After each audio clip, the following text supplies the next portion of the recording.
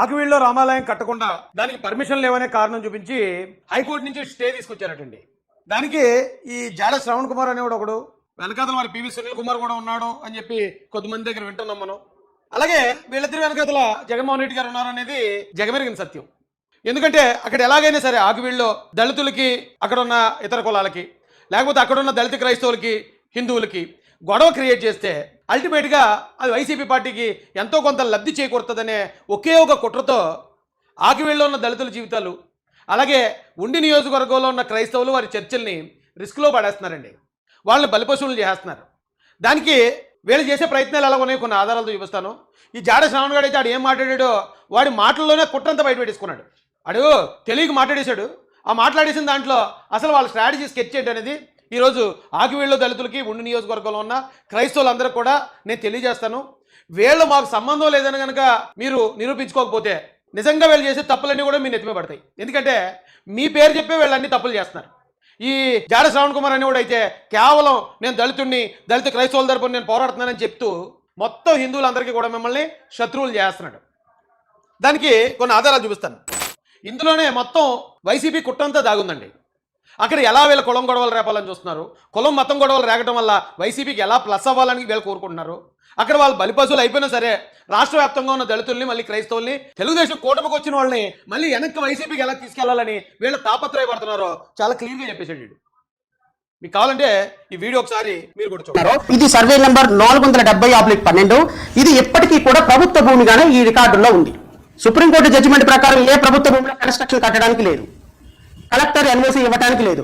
ఒకవేళ రేపొద్దున ఈస్ట్ గోదావరి అక్కడ రామాలయానికి ఎన్ఓసి లేదు అంటే municipal commissioner NOC, collector NOC ఉండాలి. సుప్రీంకోర్టు తీర్పు ప్రకారం ఎవరన్నా పూజా మందిరం కట్టుకోవాలంటే అది ప్రేయర్ కావచ్చు, నమాజ్ కావచ్చు, లేకపోతే హిందూ టెంపుల్ కావచ్చు, ఖచ్చితంగా ఉండాలి అని ఎప్పుడో సుప్రీంకోర్టు ఆర్డర్ ఉందటండి. ఆర్డర్ పట్టుకునేడు హైకోర్టులో వేసాడు పిటిషన్ వేసి సరే మీరు ఆ పర్మిషన్లు అనేది తెచ్చుకుని కట్టండి అని చెప్పి హైకోర్టు వారు స్టే ఇచ్చారట. స్టే ఇస్తే ఇప్పుడు వాళ్ళు ఏం చేస్తారు, అక్కడ ఉన్న రామాలయ కమిటీ కలెక్టర్ గారి దగ్గరికి, కమిషనర్ గారి దగ్గరికి వెళ్తారు, ఎన్ఓసీకి అప్లై చేసుకుంటారు. ఎన్ఓసీ తెచ్చుకుని ఒకవేళ ఎన్ఓసీ వస్తే వచ్చి కట్టుకుంటారు. కానీ వీడు ఏం చేస్తున్నాడంటే కలెక్టర్ని, మున్సిపల్ కమిషనర్ని బెదిరిస్తున్నాడు. ఎలాగా, ప్రభుత్వ స్థలంలో కట్టడానికి ఎన్ఓసీ ఇవ్వడానికి లేదు, ఒకవేళ ఇస్తే కలెక్టర్ కానీ కమిషనర్ కానీ సుప్రీంకోర్టుకు లాగుతాను మిమ్మల్ని అని వాళ్ళని థ్రెటన్ చేస్తున్నాడు. ఎక్కడిది ధైర్యం? ప్రభుత్వ అధికారులు వాళ్ళ ఉద్యోగాలు ఏంటి, వాళ్ళ లిమిట్స్ ఏంటి వాళ్ళకి తెలీదా? దేనికి ఎన్ఓసీ ఇవ్వాలో, దేనికి ఎన్ఓసీ ఇవ్వకూడదు వాళ్ళకి తెలీదా? ఒక హిందూ టెంపుల్, ఆ టెంపుల్ ప్లేస్లో మరొక రినోవేషన్ చేసి కొత్త టెంపుల్ వాళ్ళు కట్టుకుంటానంటే మరి వీడు ఇంత ఎలా చేస్తున్నాడంటే మరి నిజంగా హిందూ సోదరులందరికీ ఏమనిపిస్తుంది? అరే మొత్తం అందరూ ఇలా ఉన్నారేమో, ఎస్సీలు అందరూ ఎలా ఉన్నారేమో, లేకపోతే క్రిస్టియన్స్ అందరూ ఆ హిందూ టెంపుల్ని అడ్డుకోవడానికి ఇలా రౌడీజం చేస్తున్నారేమో అని మొత్తం కమ్యూనిటీకి అంతా చెడ్డపేరు కదా ఇది. ఎగ్జాంపుల్కి ఇప్పుడు మా ఊరోడు ఉత్తరకంచి, మాది ఏదో ఊరు వెళ్ళాడు, హైదరాబాద్ వెళ్ళాడు. హైదరాబాద్ వెళ్ళి అక్కడ ఏదైనా గొడవ పెట్టేసుకుని నేను ఉత్తరకంచి చూడరా మీ సంగతి వెళ్తానని ఏమన్నా పొడిసేసి వచ్చాడు అనుకోండి, ఏమంటారు అక్కడ వాళ్ళు అందరూ? మొత్తం చెడ్డపేరంతా ఉత్తరకంచి వస్తుంది కదా. ఇప్పుడు అలాగే జై భీమ్ అని చెప్పి నేను దళిత క్రైస్తవుల తరపున చేస్తున్నానని చెప్పి అక్కడ హిందువులను ఎలా రెచ్చగొడుతుంటే మరి హిందువుల కోపం ఆటోమేటిక్గా మొత్తం కమ్యూనిటీ మీదకి వస్తుంది కదా. ఇది రెండు వర్గాల మధ్యలో ఒక భయంకరమైన విద్వేషంగా మారే ప్రమాదం ఉంది కదా. కలెక్టర్ని, నేను తోపుని, నేను తురుంకాన్ని, నేను పెద్ద డిప్యూటీ స్పీకర్ని ఎన్ఓసి అడగడానికి ప్రయత్నం చేశారనుకోండి, కలెక్టర్ సుప్రీంకోర్టు ముందుకు వెళ్ళి చేతులు కట్టుకొని కంటెంప్ట్ ఆఫ్ కోర్టులో కూర్చోవాల్సి వస్తుంది. డిస్ట్రిక్ట్ కలెక్టర్ని, ఫస్ట్ క్లాస్ మేజిస్ట్రేట్, ఇండియన్ గతంలో నేను జడ్జిని చెప్పుకుంటాడు, జస్ట్ మున్సిపల్ మేజిస్ట్రేట్ అంటే ఒక మండలానికి ఉన్న ఒక కోర్టుకి జడ్జిగా చేశాడు. అయితే పీకేశారండి. అందుకే ఆడిడు అన్న ఒకవేళ ఇటు జడ్జిగా ఉండుంటే కనుక నేను గౌరవిద్దును. ఆ పీకేసిన తహసీల్దార్ వచ్చి ఒక జిల్లా కలెక్టర్ని అంటే డిస్ట్రిక్ట్ మ్యాజిస్ట్రేట్ని నేను తోపుని తురునని కానీ నువ్వు కనుక ఇస్తే నేను తీసుకెళ్ళి నేను సుప్రీంకోర్టు ముందు చేతులు కట్టి నిలబెడతానని బెదిరిస్తున్నాడు. వీడు బ్లాక్మెయిల్ చేస్తున్నాడు. ఎక్కడిదండి ఇంత ధైర్యం? ఏం చూసుకుని ఎవరున్నారు వీళ్ళు వెనకాతల, ఎవరు రెచ్చగొడుతున్నారు? ఇలాగా వీడు రెచ్చగొడితే వీడితో పోతా ఇది.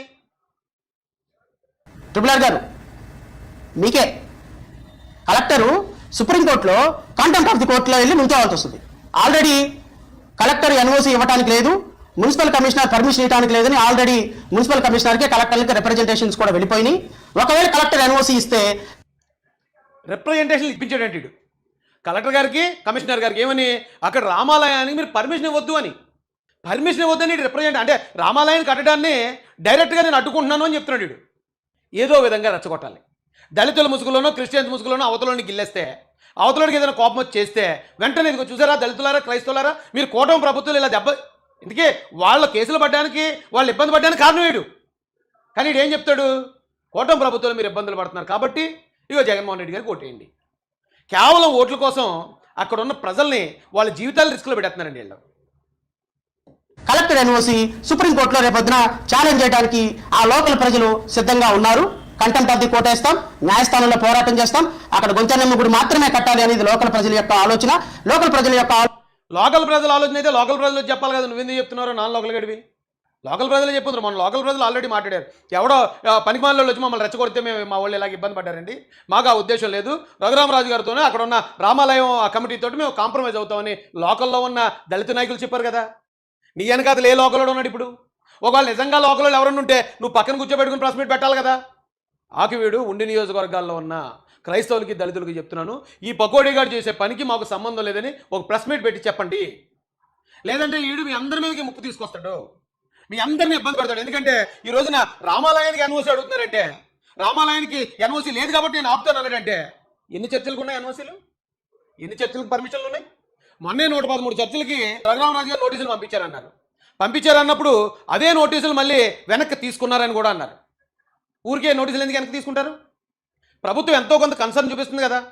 ప్రభుత్వం ఎంతో కొంత కన్సర్న్ చూపించి వెనక్కి తీసుకుంటున్నప్పుడు ఇలాంటి పకోడీగాళ్ళు వెళ్ళి రెచ్చగొడితే, మళ్ళీ చెప్తున్నాను, ఆ ఉండి నియోజకవర్గంలో అన్ని చర్చలకి మీకు పర్మిషన్ ఉందా లేదని మళ్ళీ నోటీసుల్లో ఒకవేళ వచ్చాయనుకోండి, దానికి కారణం వీడు. మీరు జాగ్రత్తగా గమనించండి. మీకు మీ చర్చలకు నోటీసులు ఇప్పించి మీ చర్చలను ఇబ్బందులు పడేసి అప్పుడు మళ్ళీ ఇక మీరు బాగుండాలంటే మీరు జగన్ గారు కొట్టేయండి, వైసీపీ కొట్టేయండి, రేపు మేము గెలిస్తే మిమ్మల్ని కాపాడతామని మిమ్మల్ని మీ లైఫ్ని రిస్క్లో పెట్టడానికి తయారవుతున్నారు. ఆలోచన ప్రకారం అధికారులు కూడా నిలబడాలి.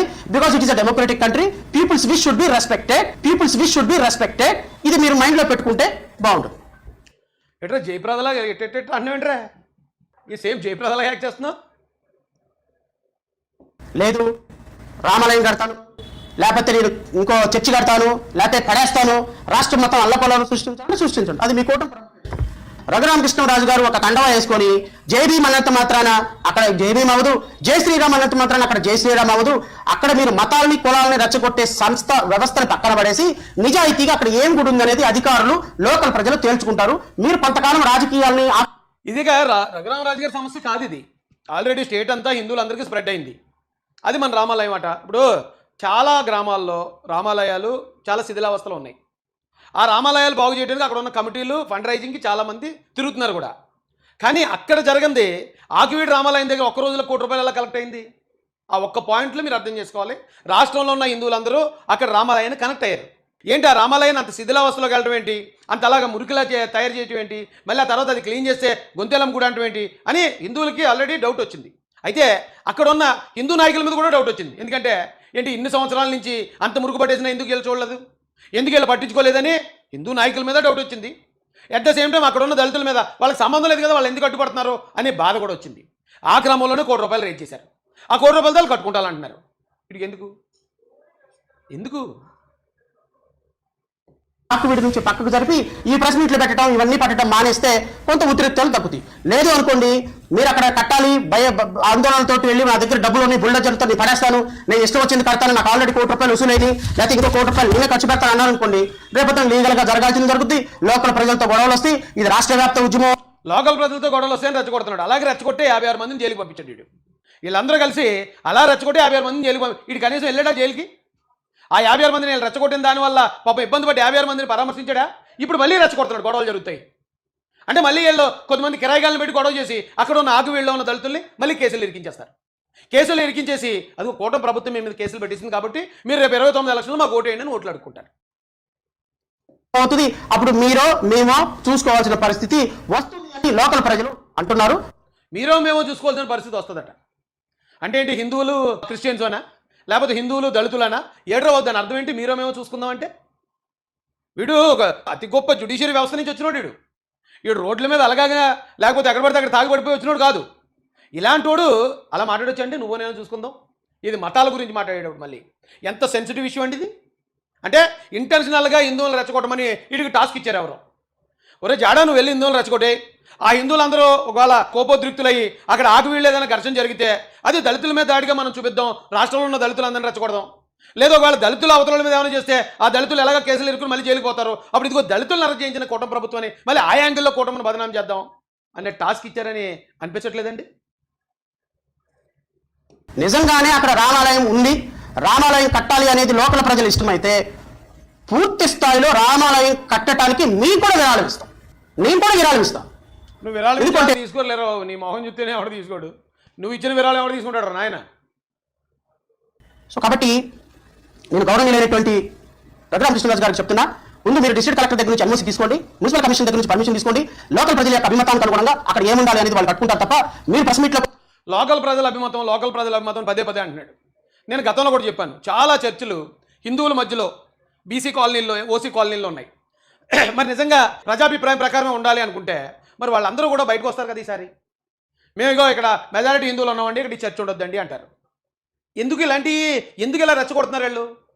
రెచ్చగొట్టినప్పుడు అక్కడ ఉన్న స్థానికులు ఎందుకు మాట్లాడరు? మీరు ఎందుకు వీడికి మాకు సంబంధం లేదని మీరు చెప్పకపోతే మరి ఖచ్చితంగా ఇది కావాలని ఇంటెన్షనల్గా మతాలు కూడా సృష్టించడానికి వీళ్ళు అడుగులు వేస్తున్నారు కదండి. వచ్చి పిచ్చి పిచ్చి కామెంట్ పాస్ చేసి ఒక కులాన్ని ఒక మతాన్ని కామెంట్లు చేస్తూ ఉంటే ఇది ఎక్కడో చోట ఖచ్చితంగా బోస్ట్ అవుతుంది. అది మీ కూటమి ప్రభుత్వానికి మీ జుట్టుకు చుట్టుకుంటుంది. ఆల్రెడీ ఇప్పటికే కూటమి ప్రభుత్వం జారుడు బండి మీదకి వచ్చేసింది. ప్రజలు ఎవరు, అందులో క్రిస్టియన్లు ఎవరు, అసలు ఎస్సీలు ఎవరు కూడా మీ ప్రభుత్వాన్ని ముఖం మీద ఉమ్మేసే పరిస్థితి చూసారా? ఎస్సీలు ఎవరు, క్రిస్టియన్స్ ఎవరు మీ ప్రభుత్వాన్ని చూడలేదు అంటే వీళ్ళు ఇంటెన్షనల్గానే వాళ్ళిద్దరిని రెచ్చగొడుతున్నారండి. ఎస్సీలు రెచ్చగొడుతున్నారు గొడవలు ఏం చోట ఇది ఎస్సీ ఎస్టీ గొడవని, లేకపోతే క్రిస్టియన్స్ని రెచ్చగొడుతున్నారు గొడవలు ఏం చోట ఇది క్రిస్టియన్లు గొడవని. అంటే మీరు జాగ్రత్తగా గమనించండి, 2024 ఎలక్షన్లో ఎస్సీలు కానీ క్రిస్టియన్స్ కానీ మెజారిటీ ఓట్ బ్యాంకు వైసీపీ నుంచి తెలుగుదేశం పార్టీకి షిఫ్ట్ అయింది. అది వీళ్ళకి తెలుసు, జగన్కి తెలుసు, జగన్ గారి మనుషులకు తెలుసు. కాబట్టి వాళ్ళని అట్రాక్ట్ చేయడానికి మళ్ళీ లేని గొడవలను క్రియేట్ చేసి, అంటే వీళ్ళే కొట్టించేస్తారు, మళ్ళీ వీళ్ళే వెళ్ళి దానికి ఆయింట్మెంట్ పోస్తారు. ఒకసారి ఆలోచించండి, చాలా పెద్ద కుట్ర జరుగుతుంది. అది ఉండి నియోజకవర్గ కేంద్రంగా. అక్కడి నుంచి మతం గొడవలో రెచ్చగొట్టడానికి, అంటే వీళ్ళు మొన్నదాకా కోనసీమలో కులం గొడవల కోసం ట్రై చేశారు, ఇది పిఠాపురంలో కులం గొడవల కోసం ట్రై చేశారు. కానీ ఎప్పటికప్పుడే మాలాంటి వాళ్ళు చెప్పడం వల్ల అక్కడ కులం గొడవలు రేగడానికి అవకాశం లేకుండా పోయింది. అందుకని ఇక్కడ ఉండి నియోజకవర్గంలో ఎలాగ రఘురామరాజు గారు ఆయన కూడా సై అంటే సై అంటాడు కాబట్టి, అలాంటి క్యారెక్టర్ ఆయనకు ఉంది కాబట్టి వీళ్ళు దాన్ని అడ్వాంటేజ్గా తీసుకుని మతం గొడవలు రెచ్చగొట్టి, ఇందులో ఎలాగా ఈ కూటమిలో బీజేపీ, టీడీపీ, జనసేన ఉన్నాయి కాబట్టి ఇవి దళితులకి, క్రైస్తవులకి, ముస్లింలకి వ్యతిరేకం అనేది క్రియేట్ చేయాలని చూస్తున్నారండి. అలా క్రియేట్ చేయాలనుకుంటే నిజంగా వ్యతిరేకం అయితే 113 చర్చలకు ఇచ్చిన ఆ నోటీసులు ఎందుకు మళ్ళీ వెనక్కి వెళ్ళాయి? అది ఆలోచించాలి. ఉంది. ఇంకా ఇంకా ఇంకా ఇంకా మీ ట్యాక్స్ల వల్ల దిగజారిపోతుంది. మీరు చేసేది నిజంగా మా మంచి కోసమే నేను భావిస్తున్నాను. ఎందుకంటే ప్రభుత్వం మీద పోరాటం చేస్తున్నాం. మా వల్ల ఎన్ని ఓట్లు పోతే నాకైతే తెలియదు, కానీ మీ వల్ల సంకనాగిపోతుంది కూటమి ప్రభుత్వం. ఇంకా మేము మిమ్మల్ని వెల్కమ్ చేస్తున్నాం. మరి ఒక విధంగా మీరు మాట్లాడడానికి మేము ప్రోత్సహిస్తున్నామని అనుకోండి. మీరు మిమ్మల్ని ఎంకరేజ్ చేస్తున్నాం, మీరు మాట్లాడడానికి మేము ప్రోత్సహిస్తున్నాం, అంటే ఈ గొడవకి మేము ప్రోత్సహిస్తున్నాం అంటున్నాడు. గొడవ పెట్టడానికి మేము ప్రోత్సహిస్తున్నాం, మీరు మమ్మల్ని తిట్టే విధంగా మేము మా ప్రయత్నాలు, మా పనులు మేము చేస్తాం, మీతో మేము తిట్టించుకుంటాం, మీతో మా వాళ్ళని తిట్టించిన తర్వాత ఆటోమేటిక్గా ఇక వాళ్ళు తిడుతున్నారు కూటమి ప్రభుత్వానికి సంబంధించిన ఎమ్మెల్యే కాబట్టి మీరు కూటమి ప్రభుత్వానికి ఓటేయకండి అని మా వైసీపీ వైపు మళ్ళించుకుంటాం. డైరెక్ట్గా చెప్తున్నాడండి. అయితే ఈ క్రమంలో, ఈ ప్రాసెస్ జరిగే క్రమంలో చాలామంది ఎస్సీలు, చాలామంది క్రిస్టియన్స్ ఇబ్బందులు పడిపోతారు.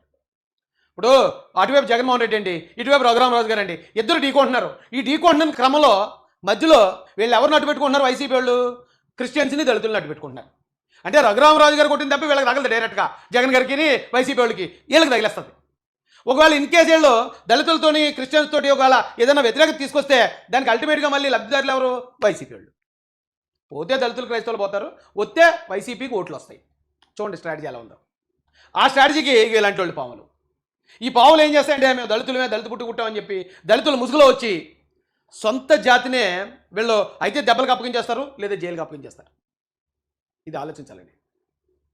ఎంత మాట్లాడితే మాకు అంత మంచిది. ఎందుకంటే మీరంత గొప్పగా, మీరంత ఎన్ని ప్రెస్ మీట్లు పెడితే, ఎంత సర్కాస్టిక్గా మాట్లాడితే, ఎంత కులాన్ని అవమానిస్తే, ఎంత క్రైస్తవ సాంప్రదాయాన్ని అవమానిస్తే, ఎంతమంది పాస్టర్లను చేస్తే ఆ పాస్టర్లకి, ఆ కులానికి సిగ్గు వస్తుంది. ఎందుకంటే వాళ్ళందరూ మీ ఓటేసి కారణం, ఓటేసి తిప్పి తను తెలుసుకుంటున్న కారణం, ఓటేసి సెకండ్ గ్రేడ్ పీపుల్ లాగా అవమానపడుతున్న భాగంగా మీరు చేసే ప్రతి కామెంట్ వాళ్ళ గుండెను తాకుతుంది. ఇది ఖచ్చితంగా మీ కూటమి ప్రభుత్వానికి ఒక దెబ్బ తగ్గుతుందని నేను భావిస్తూ నాకు అవకాశం ఇచ్చినటువంటి మీడియా. విన్నారు కదా, ఆడే చెప్పాడు. ఆ క్రిస్టియన్స్ కానీ, దళితులు కానీ అందరూ మీకు ఓటేశారు, అంటే కూటమి కొట్టేశారు. కాబట్టి మీరు వాళ్ళని కొట్టకపోతే, మీరు వాళ్ళ మీద గొడవకి వెళ్ళకపోతే మేము రెచ్చగొడతాం. వీళ్ళే రెచ్చగొడతారు. రెచ్చగొట్టైనా గొడవ క్రియేట్ చేసి ఎట్టి పరిస్థితుల్లోనూ ఆ వర్గాల్ని, క్రిస్టియన్స్ని, దళితుల్ని ఇబ్బంది పడేలా వీళ్ళే చేసి అప్పుడు మీరు మా వైపు రండి అని అడుగుతారటండి. ఏమి స్ట్రాటజీ చేశారు చూడండి. కాకపోతే వీడు తెంగరోడు కాబట్టి అంతా చెప్పేసాడు బయటికి. వీడు తెంగరపప్ప కాబట్టి వాళ్ళు చెప్పిన స్ట్రాటజీ ఇది సీక్రెట్గా ఉంచురా బాబు ఎక్కడ దాకానే మాట్లాడారంటే ఆ స్ట్రాటజీ కూడా బయట చెప్పేసాడు వీడు. ఉండి నియోజకవర్గంలో కానీ లేదా ఆ జిల్లాలో ఉన్న ఎస్పీ గారికి కూడా రిక్వెస్ట్ చేస్తున్నాం, డైరెక్ట్గా ఇలాంటి వాళ్ళు ఇంత పబ్లిక్గా మత విద్వేషాలు రేగేలాగా వాళ్ళు స్టేట్మెంట్లు ఇస్తున్నారు. జిల్లా మ్యాజిస్ట్రేట్ అయిన కలెక్టర్ గారిని కూడా వీడు థ్రెటన్ చేస్తున్నాడు, ఆ లోకల్ ఉన్న మున్సిపల్ కమిషనర్ గారిని థ్రెటన్ చేస్తున్నాడు. ఇలాంటి వాళ్ళు ఇలా రెచ్చగొట్టి రండి చూసుకుందాం మీరో మేమో అని చెప్పి వీడు క్రిస్టియన్ ముసుగు వేసుకునో లేకపోతే దళితులు ముసుకేసుకునో హిందువులు రెచ్చగొట్టి అక్కడున్న దళితుల మీద క్రైస్తవుల మీదకి గొడవకి పురుగొల్పుతున్నాడు. అలాగే ఆలయానికి పర్మిషన్ లేదు, మీరు పర్మిషన్ లేకుండా కట్టడానికి లేదు అని ఆ రఘురామరాజు గారికి ఇక్కడున్న చర్చలు కూడా పర్మిషన్ లేదు, మీరు ఆ చర్చలన్నింటిని కూడా పడగొట్టండి అని వీడు ఇన్నర్గా హింట్ ఇస్తున్నాడు. ఇన్నర్గా ఇంటిచ్చి ఆయన్ని రెచ్చగొట్టి తద్వారా ఒకవేళ చర్చల మీద కానీ వస్తే ఇదిగో మీ చర్చలన్నీ పడగొడేస్తున్నారు, మరో మణిపూర్ అయిపోతుంది, క్రైస్తవులకు రక్షణ కావాలంటే మీరు ఖచ్చితంగా మా జగన్ గారు రావాలని ఈ ఓట్ బ్యాంక్ని షిఫ్ట్ చేసే ఒక స్ట్రాటజీ ఇది. ఈ స్ట్రాటజీని చాలా జాగ్రత్తగా గమనించాలండి. పోలీసులు అప్రమత్తంగా ఉండాలి. ఇలాంటి వాడు ఎవడైనా ఇలాంటి బొగడాగాళ్ళు ఇలాంటి అంటే 2 పార్టీల మధ్యలో బ్రోకరేజ్ చేసి ఇలాంటి వాళ్ళు 2 వర్గాల మధ్యన విద్వేషం లేపడానికి ట్రై చేసి ఇలాంటి బ్రోకర్ గాళ్ళకి ఖచ్చితంగా లీగల్ నోటీసులు ఇవ్వాలి.